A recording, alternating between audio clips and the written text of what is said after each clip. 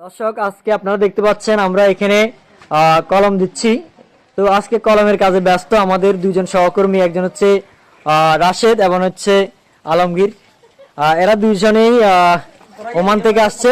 তো এখন তারা দুইজনেই কলম দিচ্ছে। তো রাশেদ, তোমার সাথে কথা বলি, কলমগুলো কিভাবে দেওয়া হচ্ছে একটু সাউন্ড।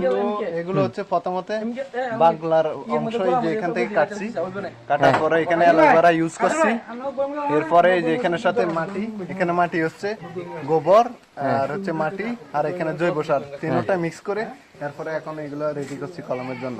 আচ্ছা আচ্ছা আচ্ছা।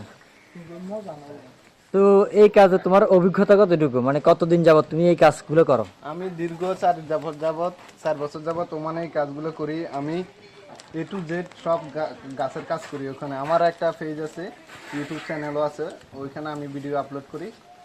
আর দীর্ঘদিন যাবত এই কাজের সাথে আমি যুক্ত আছি। আচ্ছা আচ্ছা আচ্ছা। তো এগুলো কিভাবে করা হচ্ছে, এখানে কি কি দেওয়া হচ্ছে? এখানে একটা 1 পয়েন্ট কিস আর হচ্ছে যে দুটা রশি, বাস এটাই। আচ্ছা আচ্ছা, ঠিক আছে। তো এগুলোর বর্তমান বাজার মূল্য কেমন? এখানে এগুলো বর্তমান বাজার মূল্য যদি আপনি কিসে বড় তাহলে একটা 1000-1500 টাকা বিক্রি হবে। ওখানে যে ফলও আছে, এই যে দেখতে পাচ্ছেন, এগুলো হচ্ছে এই জাতটা হচ্ছে চাইনিজ সিডলেস, এগুলো হচ্ছে বিচিবিহীন ভিতরে। আচ্ছা আচ্ছা, রস কেমন এগুলো? রসালো না? ফলটা অনেক বড় হয় আর হচ্ছে সহজে এখান থেকে গাছ চারা তৈরি উৎপাদন করা যায়। আচ্ছা, এমনি লেবু চাষের জন্য উপযুক্ত জায়গা কেমন হওয়া উচিত? লেবু গাছের জন্য সবসময় আপনার বেলে মাটিটা সবচেয়ে উপযোগী আর উঁচু স্থান নির্ধারণ করতে হবে। পানি যেমন নিষ্কাশন ব্যবস্থাপনা ওইটা ভালোভাবে দেখতে হবে। হ্যাঁ, আমরা তো জানি যে লেবু সাধারণত মানে ছায়াযুক্ত জায়গার মধ্যে লেবু চাষ করা যায়, কিন্তু খোলা জায়গায় অধিক ফলন পাওয়া যাবে। আর আচ্ছা, আরেকটা জিনিস হচ্ছে আমাদের অনেক সময় গাছ বড় হয়ে যায়, তো সেক্ষেত্রে যদি অধিক ফল পেতে চান তাহলে গাছের ডালগুলো কাটাই করতে হবে প্রত্যেক বছর।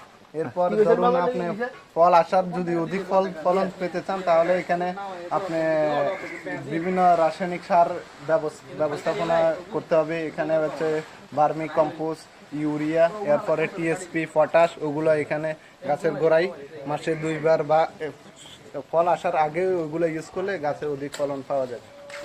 আচ্ছা আচ্ছা, আজকে কয়টা কলম দেওয়া হয়েছে? আজকে বেশি না, আজকে 11টা কলম দিছি গাছে।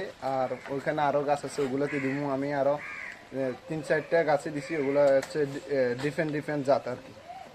আচ্ছা আচ্ছা। তো আপনার এটা নিয়ে কি পরিকল্পনা আছে, মানে আপনার দেশের কৃষি নিয়ে কি পরিকল্পনা? আসলে কৃষি যারা করে